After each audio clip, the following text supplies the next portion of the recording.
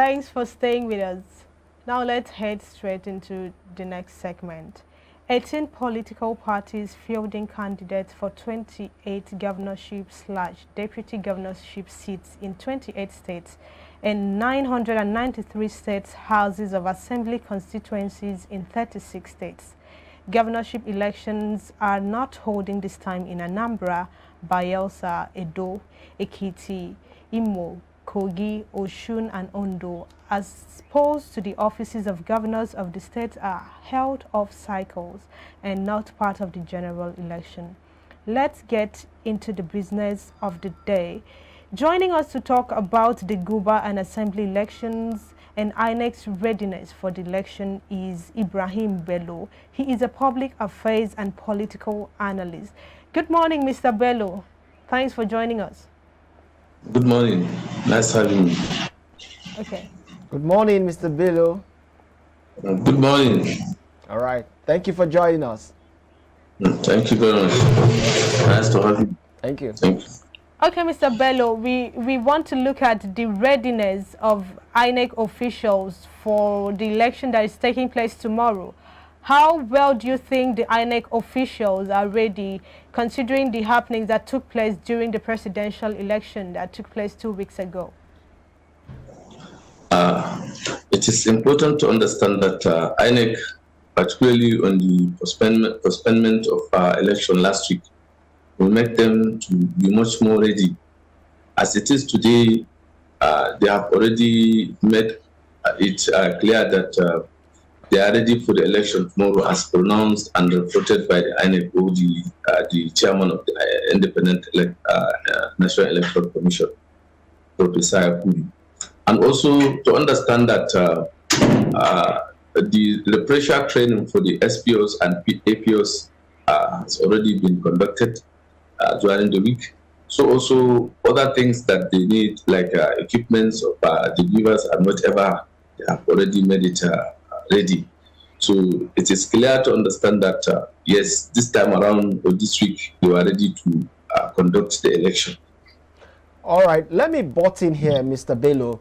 Looking at the readiness of INEC in terms of the governorship and State House of Assembly, which is going to take place tomorrow. As at last few days, like Wednesday, if I'm not mistaken, INEC made the statement that they've started distributing some of these sensitive materials to polling units, you know, in readiness for the elections for tomorrow. Now, how safe are these materials? I'm talking about the beavers and what have you, in order for them not to get into the hands of thugs or some of these politicians who are desperate enough. They were much more ready and also secure, because one thing about it is that they have already made all the anomalies and challenges they have come across during the presidential election. They must have been able to resolve all those kind of issues and also find way of solving their problems as it is today. You know, if you look at it, the other time, the reason why some of these sensitive materials have not been given to the APOs and SPOs, to the polling units as early as possible, is because of the challenges of distance and whatever, which they don't know before. But now, even the ad hoc staff have reported particularly the distance challenge and other things and other issues like maybe transportation and whatever. So that's why, looking at those kind of things, they were able to help and in fact taking into consideration the issue of security challenges and other things to give them, or to in fact send the sensitive materials as early as possible, so that the election will be able to start at as on the stipulated time. I think this is one of the reasons why they were able to send the sensitive materials as early as possible. All right. So I think. All right. It looks like you're very confident in INEC that they are much prepared for tomorrow's election. Based on what you said, they postponed the election as at last week to this week. just to make sure that some very necessary things are done to make sure that it is a successful election come tomorrow. But information reaching us and speculations are in the air that politicians are really ready to rig these elections tomorrow, and they're going to do this from every means, you know, possible within their hands or within their control. What does this really portend for tomorrow's election, and how do you think this is going to put INEC in terms of the message people will get about INEC if this happens tomorrow? You know, looking at the trend of things, you know, in Nigerian politics, when you talk of politicians' readiness to rig the election, it's always something that is not new, because politicians, particularly when you give them chance, there's no politician that will not rig the election. But the issue is that the INEC itself have already made all the necessary arrangements, looking at the challenges they have faced before, even the 2023. Now at the 2023, when people have even been much more enlightened to take care of their votes, to also make sure that their votes are protected. You know, it is hard for the politicians, if not with the connivance of the people, they can hardly be able to rig this election. Because one thing about it is that, you know, you cannot just, a politician cannot just go outside and cast votes and claim to be the votes they have casted or the people have casted. I'm sure they must have to come to the polling unit to do something. So by this, if you look at it, the people that are going to cast their votes, or the voters, must also be able, because they were all told and enlightened, that they should make sure that after casting their votes, they should also try as much as possible to make sure that they put their eyes on the votes they have casted. So also to ensure that whenever the result is going to be announced, they should be there, so that whatever they have casted, they should know that the number of accredited voters they have that were accredited, and the agents of all the political parties must also be there, and also the election monitoring and observers must also be there. So you see, it is hard for this election, I'm sure, if not maybe snatching of whatever the materials of election. I'm sure they cannot be able to rig the election at the polling unit, except at somewhere else. So the reason why you have just been maybe seeing me as if I have confidence in INEC is because, you know, one thing about this election in 2023, people are much more enlightened and people are ready to cast their votes on the people they want. So you can hardly be able to maybe snatch the ballot box or snatch the ballot paper or to rig the election at the presence of the all the security agencies and people that are concerned about the election, or the stakeholders. All right. So what I'm saying. All right, Mr. Bello, sorry, I'm going to butt in here. I have a question for you. And the question next is going to be two perspectives. I'm going to look at it from two different angles. But that's just going to be after this break. Please stay with us. We'll be right back.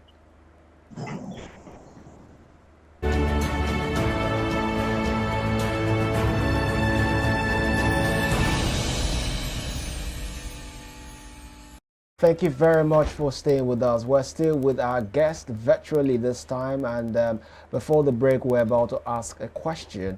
And then, Mr. Bello, welcome back to the show.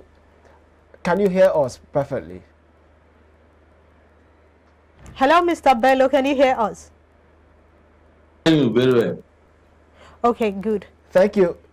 You can hear us perfectly well, right?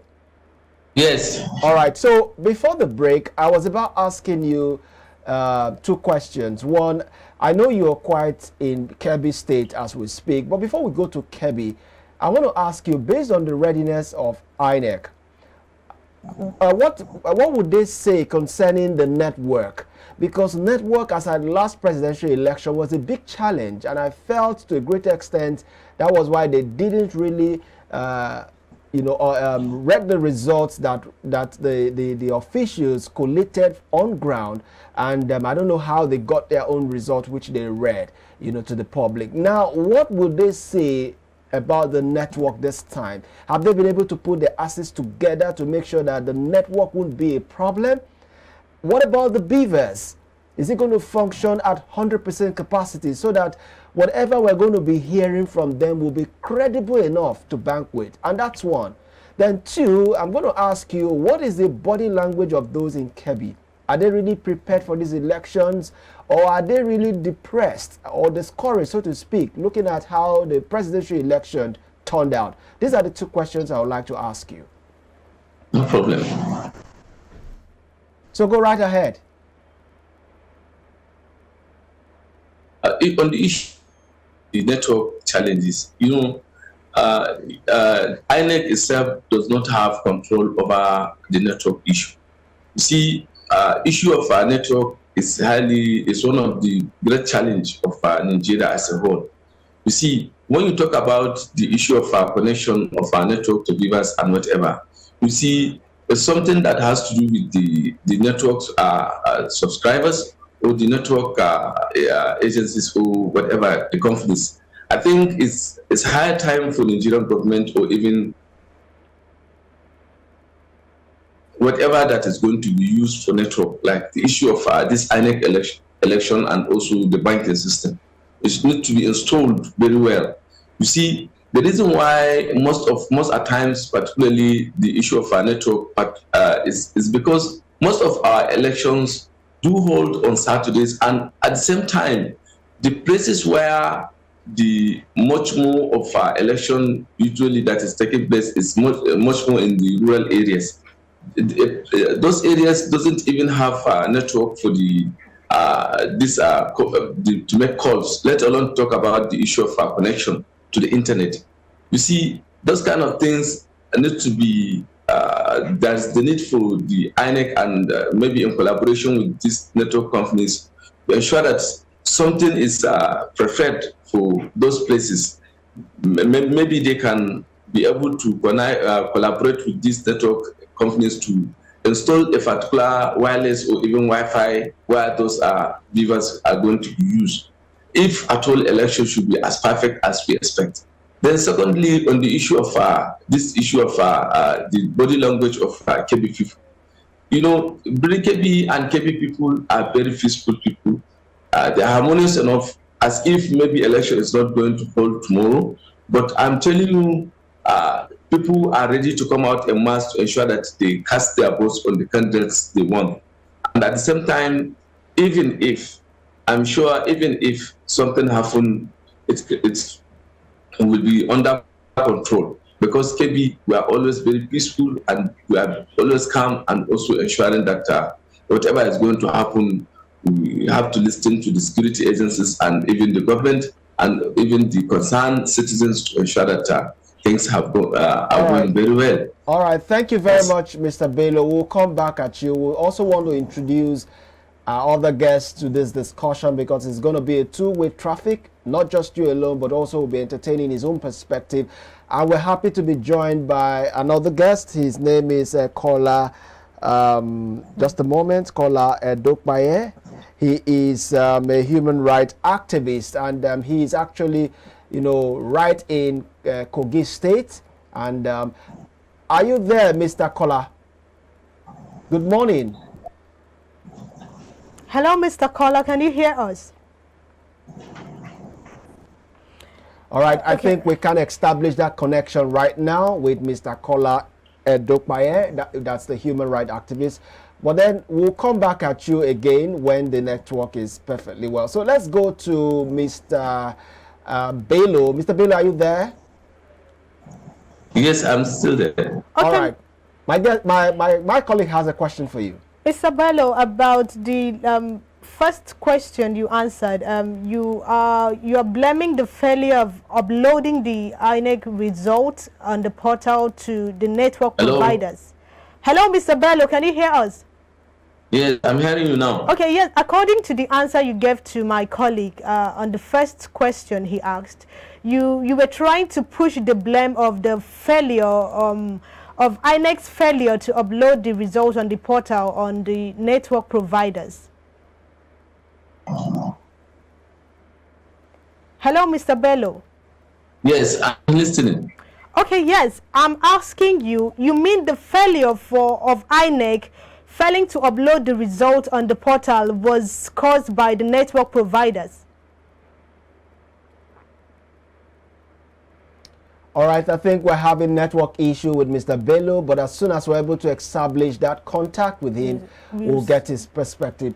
And I think he was talking about the fact that the network issue shouldn't be completely blamed on INEC, because INEC don't own networks. They rely on network companies, ISP to be very precise, to give network to them to be able to provide the services to Nigerians. But of course, I was about asking him if INEC isn't to be blamed when it comes to network issue. We understand that they don't own network, they don't manufacture network. What other alternative are they having just in case, or should, let me use that word, should network in which they have on hand fails? They should have something to resort to so that they will be able to give a perfect, delivery to Nigerians, because Nigerians, I'm sure, wouldn't want to get that as an excuse. Mr. Bill, are you there with us? Yes, I'm with you. All right. My colleague now was about saying, let me make it more audible to you. She was about asking you that you were not trying to put the blame on INEC, because you said in your narrative that INEC isn't supposed to be blamed when it comes to network issue because they don't own network. Did I get you properly? Yeah. Yes. All right. So my next question to you is this. If INEC don't manufacture network, we understand they don't own this network company, they rely on them to be able to provide services, right, to Nigerians. But my question is, should there be a break or an interruption in network? Do they have an alternative, like a backup, so that they will not totally disappoint Nigerians come tomorrow election? That's just the question I feel she would want to ask you, if I read her heart properly. Yes, I think, even the beavers we are talking about, because I think it's the equipment that needs the use of network. You see, there are many places where there is no network and where these beavers were given, and the most important thing is for the beavers to accredit the voters and also ensure that their pictures or the thumbprint are captured very well. You see, after doing that, what is needed particularly in using the network is the upload of the result and also sending the result. What is usually happening as it is today, or what particularly during the previous election, presidential election, it was the APOs or the ad hoc staff will snap the result, upload it, and as soon as they get to where there's network, the result will automatically go. So you see, I am sure I have to commend the effort that was made by INEC here.